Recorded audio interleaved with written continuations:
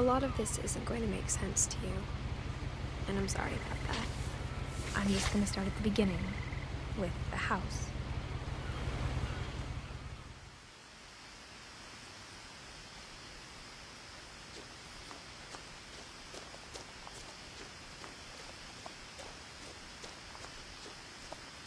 I lived here until I was 11, but I wasn't allowed inside half the rooms.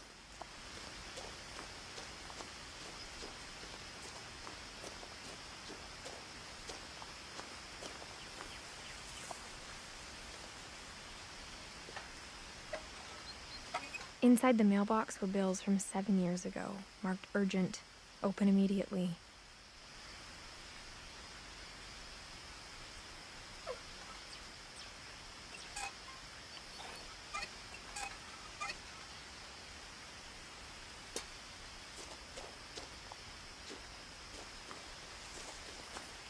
I hadn't been back since my brother Lewis's funeral.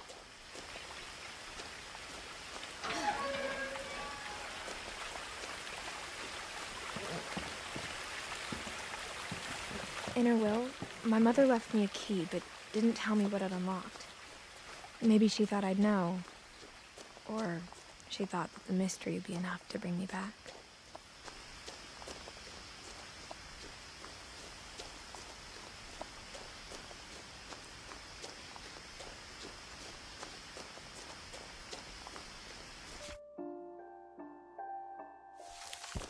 No one had driven this way in a long time, but I saw a few hoof prints.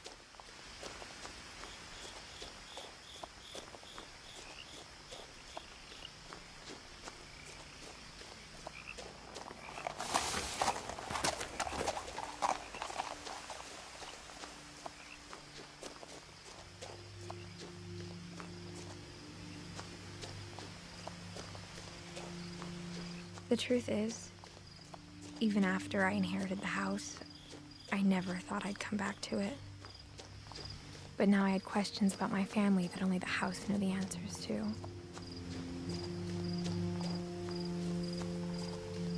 The house was exactly like I remembered it, the way I'd been dreaming about it.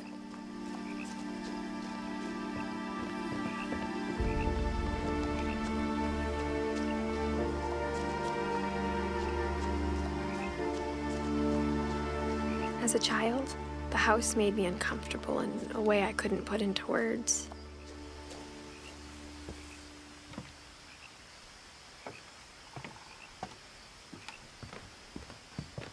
Now, as a 17-year-old, I knew exactly what those words were. I was afraid of the house. I hoped the key might unlock the front door. It didn't.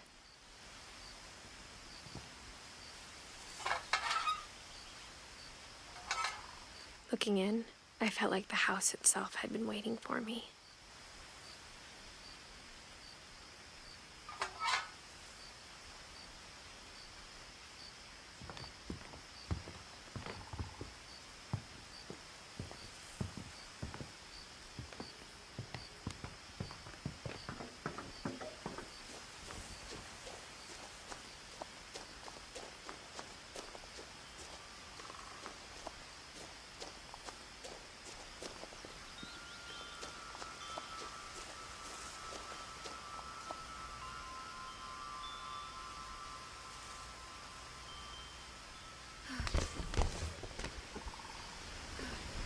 Crawling through the doggy door used to be a lot easier when I was 11.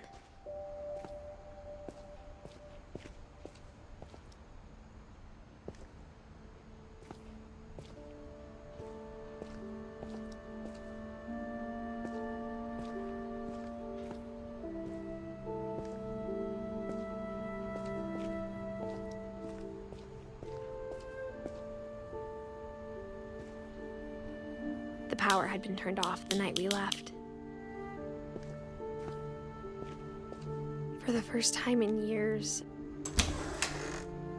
I felt like I was home. But instead of a family, there were just memories of one.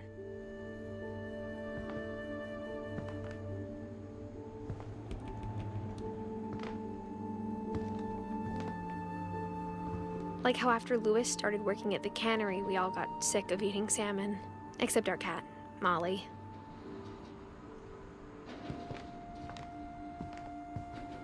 Or how only one restaurant would deliver to our house, so we had Chinese a lot.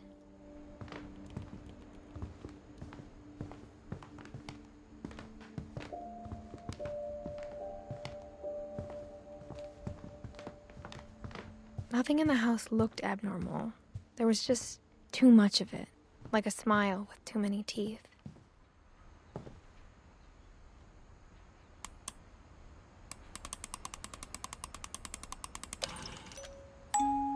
Great-Grandpa Sven built a music box for Barbara, along with the rest of the house.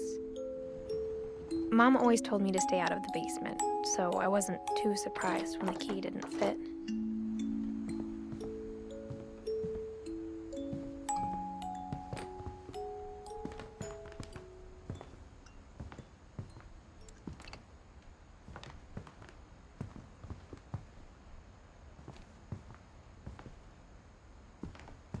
Even the fireplace had a story.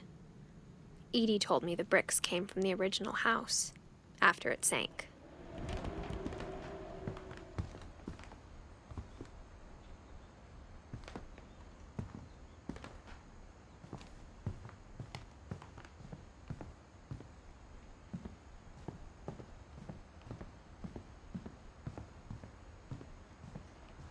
My mom wasn't much of an optimist, but she never stopped believing that my brother Milton was alive.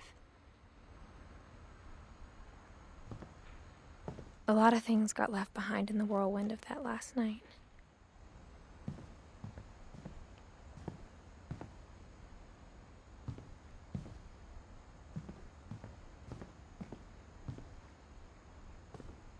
After Milton disappeared, Mom sealed up all the bedrooms. Then Edie retaliated and drilled peepholes.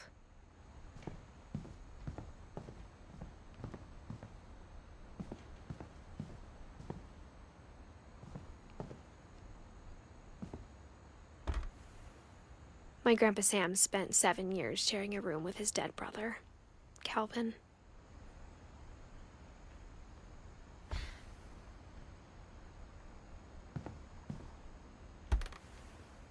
As a kid, I just assumed every house had peepholes and sealed rooms you weren't allowed inside of.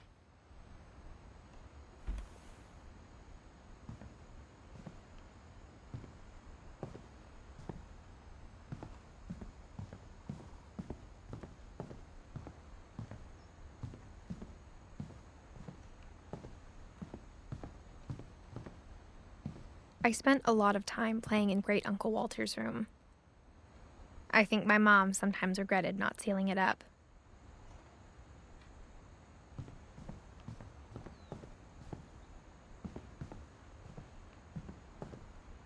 Louis told me there were secret passages, but I never believed him.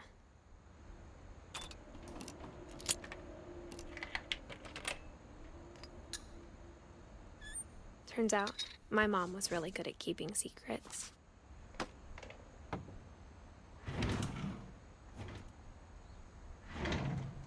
Now it was time to find out what my mom had been afraid of.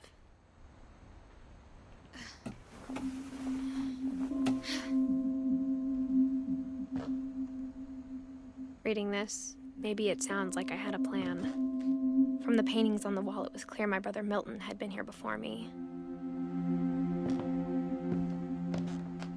But I had no idea what was behind that door.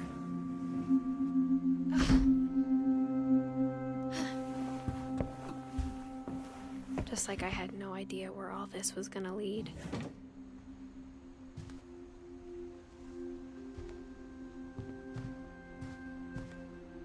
I grew up looking at Molly's room through the peephole. Molly's gerbil had a tiny bedroom with its own even tinier gerbil cage.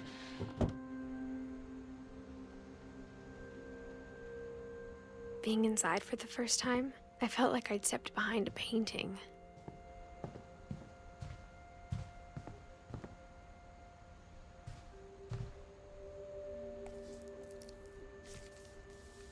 December 13th, 1947. Dear Diary, I'll be gone soon, but I wanted to tell somebody about what's gonna happen. It started when Mom sent me to bed without dinner. I woke up and I was starving, so I looked around for something to eat.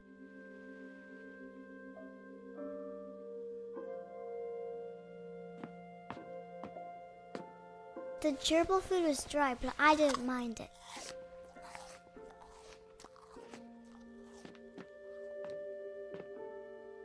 My Halloween candy was all gone.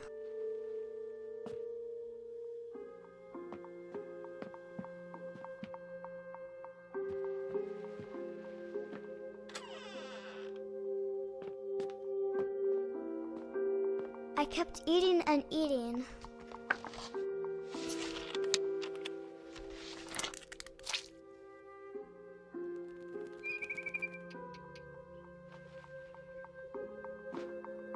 I ate a lot of things that night.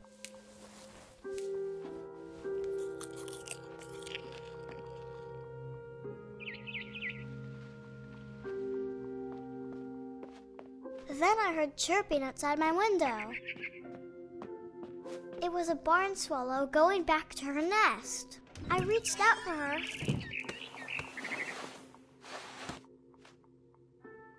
And suddenly, I was a cat.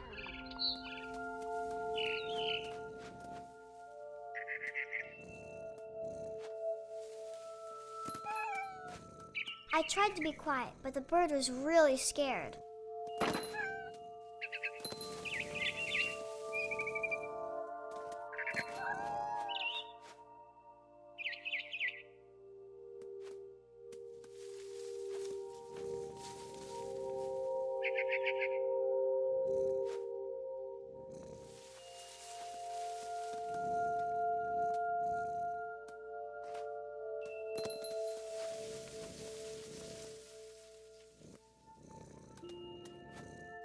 Mom and Dad didn't even look at me.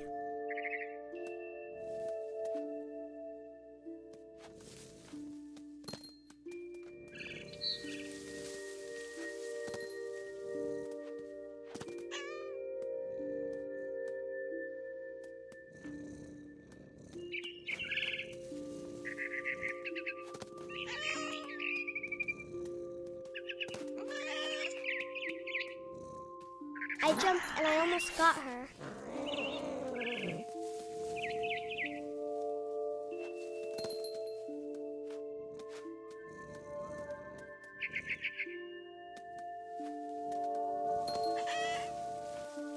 I could tell she was getting really tired.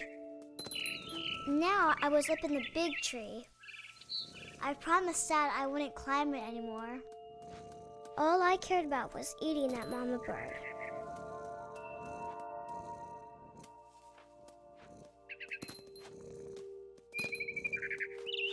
I gobbled her up.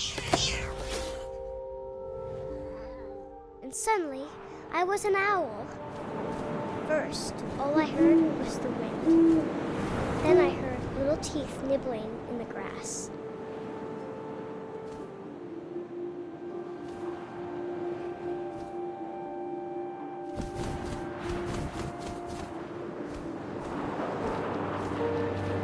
Rabbits.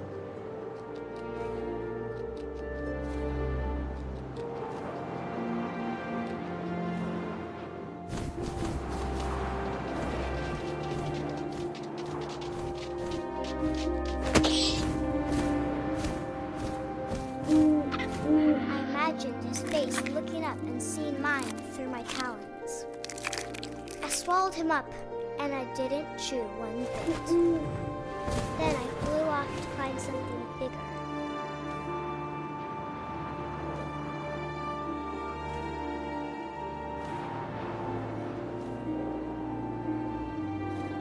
A mama rabbit.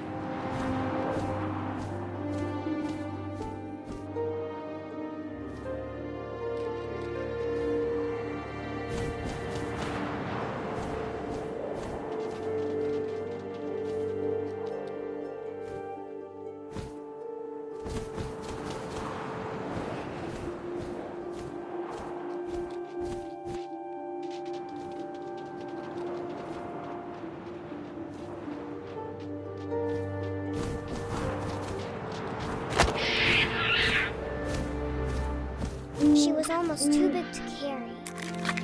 I started choking, but I couldn't stop eating.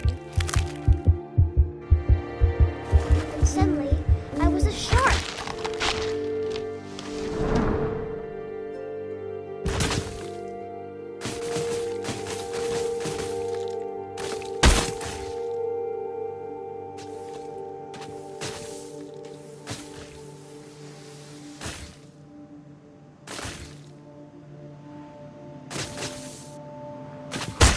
I rolled off a cliff and into the ocean.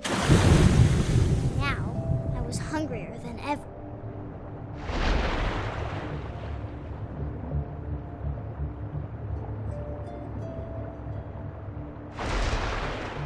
I wanted fat, juicy seals.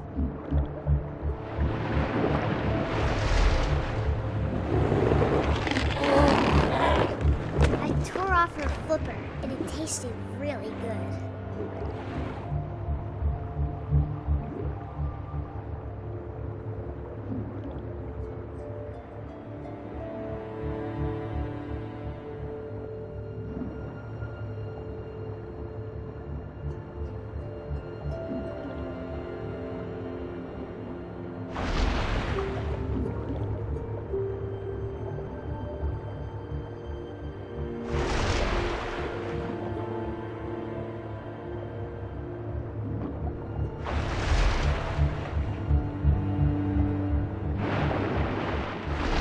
Grabbed on tight. When I was so hungry, I jumped out of the water.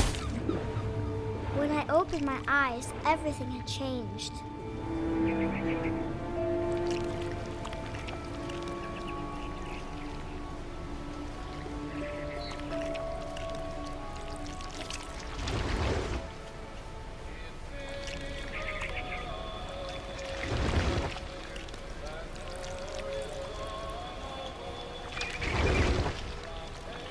Now I was a monster, and I smelled people everywhere.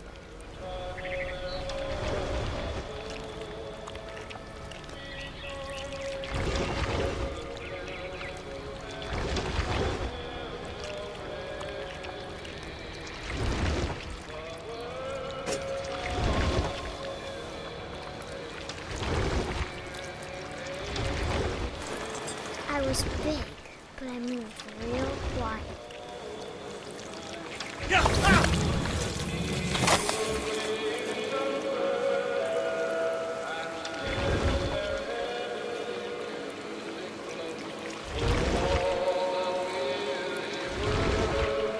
I wanted to stop, but also I didn't.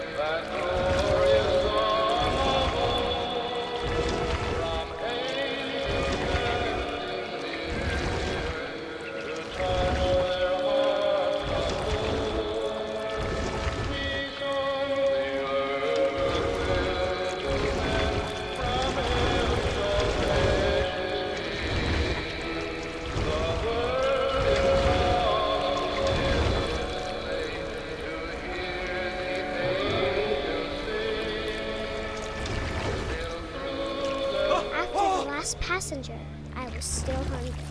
And across the water, we smelled something new. Something I had to have, so I swam towards it.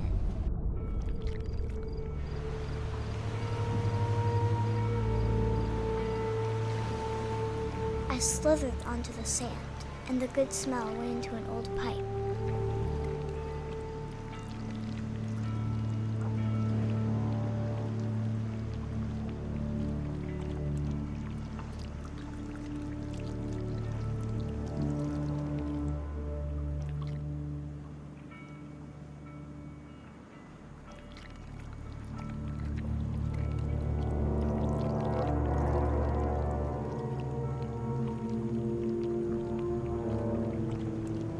I got closer and closer.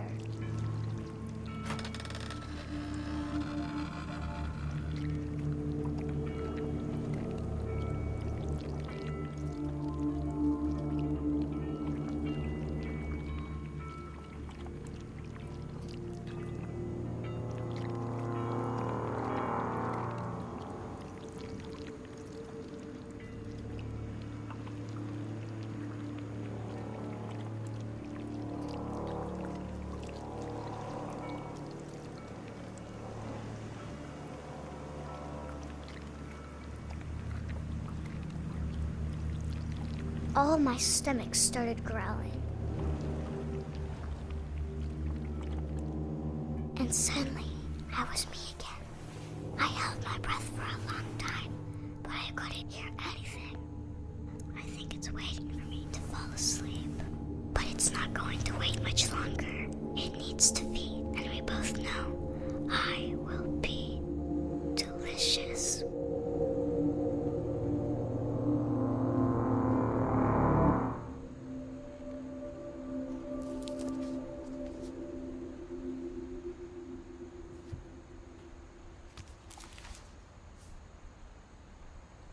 I'm not sure if I believed all of that, but I'm sure Edie would have.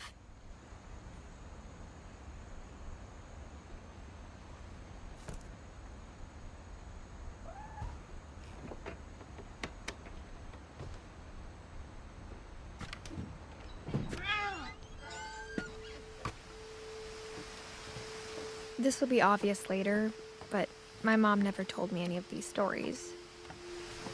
Edie would have, but Mom didn't like bringing up the past. Though, when we adopted a stray kitten, she was the one who named it Molly. I spent a lot of time in Great-Grandma Edie's room.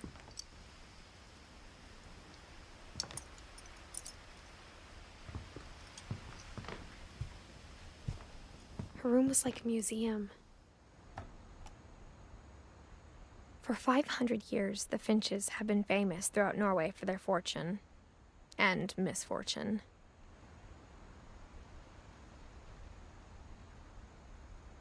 Odin Finch buries the latest victims of the family curse, his wife Ingeborg and their newborn son, Johan. On January 7th, 1937, he set sail with his family and his house, hoping to leave the curse behind. But 40-foot waves off the coast of Washington send the house and Odin to the bottom of the sea. Odin's daughter Edie, with husband Sven and baby Molly, step ashore on their new home, Orcas Island. Odin Finch is the first to be buried in the new family cemetery. His daughter Edie is already dreaming of a new Finch house.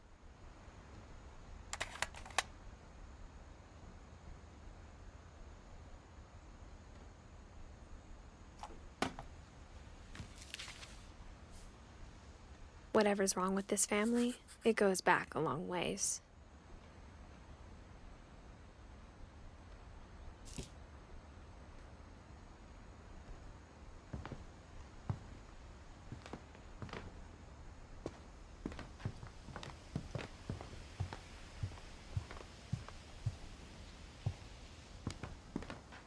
Even in her 90s, sometimes Edie seemed a lot younger than my mother.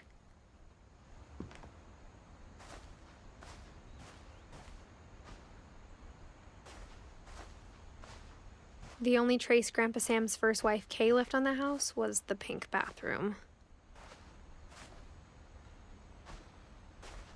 It was a pretty big trace. When Edie told people Sven was killed by a dragon, she could also have said he was building a dragon-shaped slide that collapsed. One summer, they evacuated the island, but Edie refused to go. For a few weeks, she was a celebrity.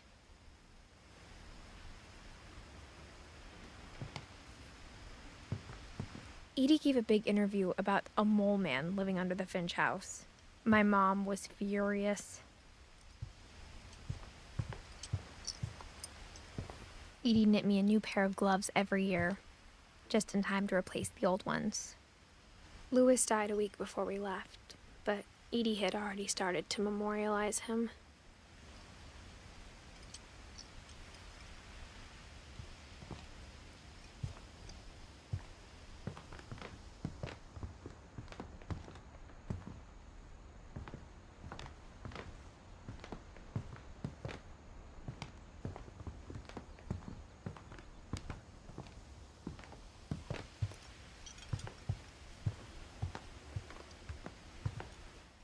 I hadn't thought of myself as Edith Jr. for a long, long time.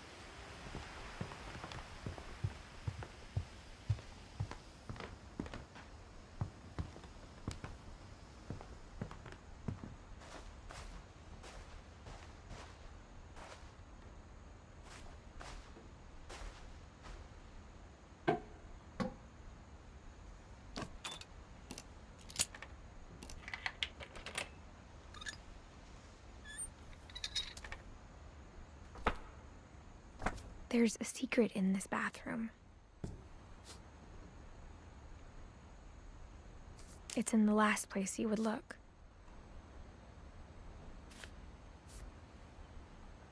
It isn't in the cupboard.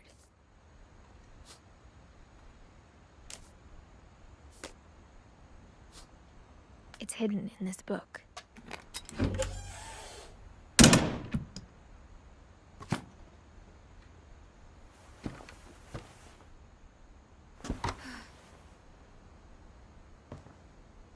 Sven gave Sam an old camera he'd refurbished. He never put it down.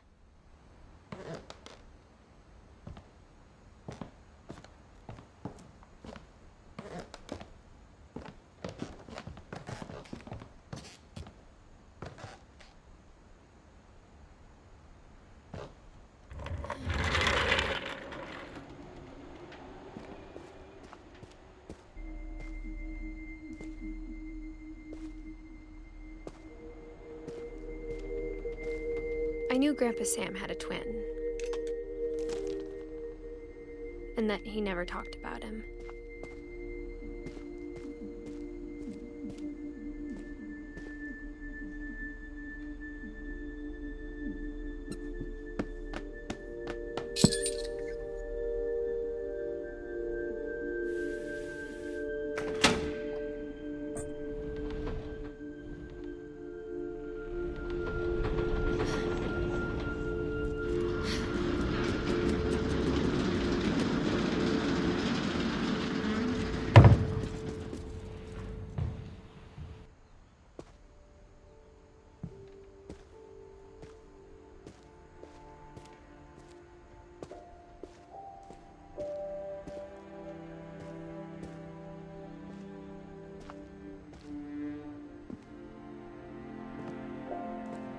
I guess my grandpa didn't like history any more than my mom did.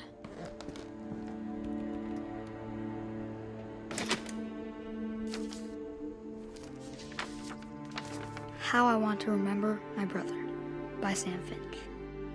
The thing I remember is that when he made up his mind, that was it.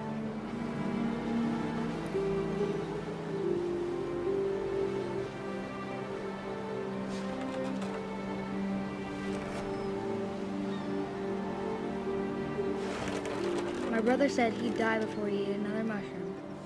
And he did. At Barbara's funeral, we swore we'd never be afraid again. And he wasn't. I think Calvin always wanted to fly. Sam! Calvin! Dinner's ready! Coming! But that day, he finally made up his mind to do it. I told him going around was impossible. Maybe if I hadn't said that,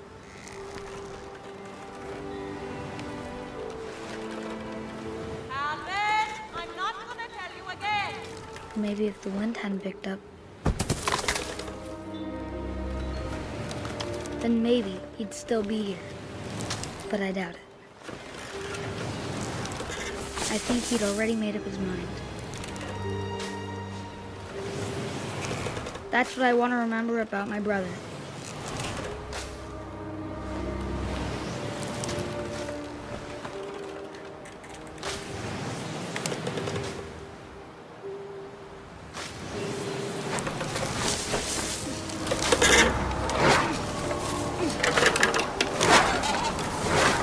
The day he made up his mind to fly.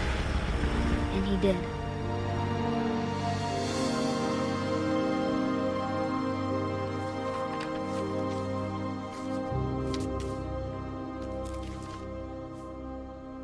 Calvin's story felt strangely familiar. When I was younger, I remember trying to do the exact same thing.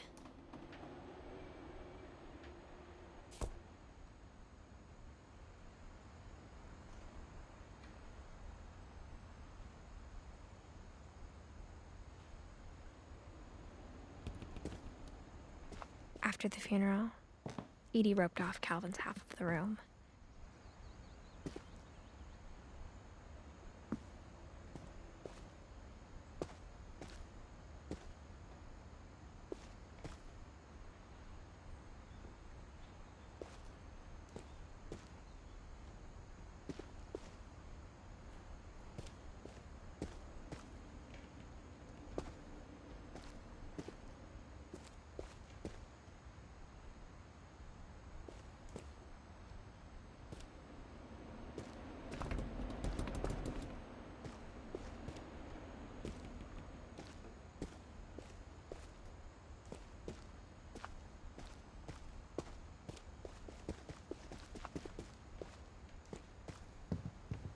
The passages were a pretty tight fit. They'd obviously been built for smaller hands and bellies.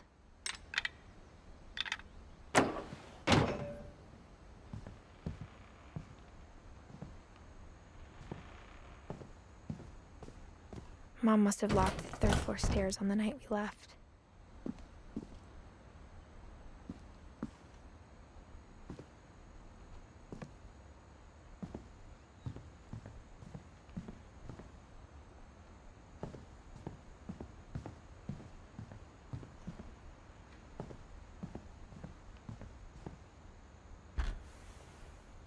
Molly always seemed like a girl I could imagine being friends with, if she hadn't died in 1947.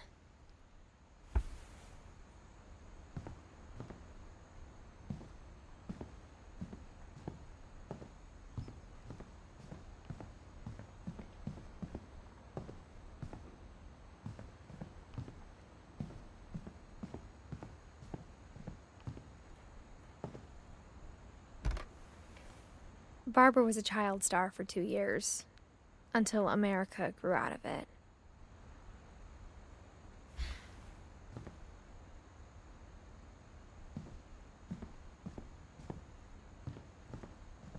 Whenever people ask me about my family, the first thing they always want to know about is Barbara.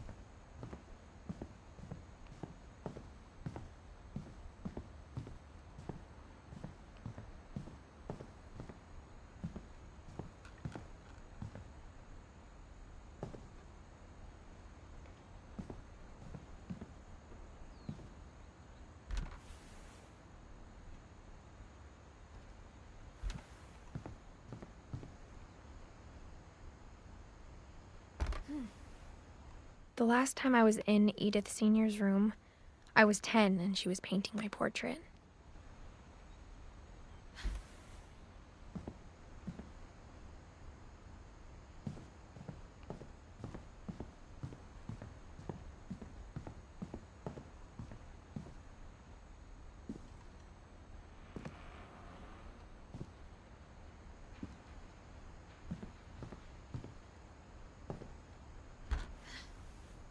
Edie told me once that every Finch who ever lived is buried somewhere in the library.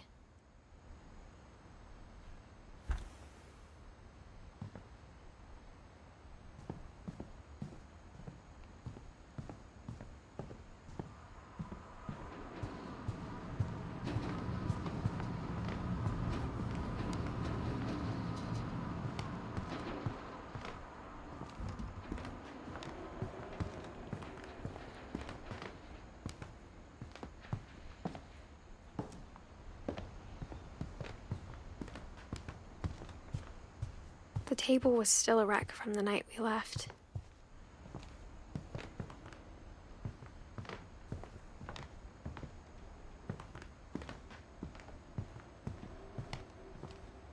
My mom was the only one of us who could imagine Great-Grandma Edie living in a nursing home.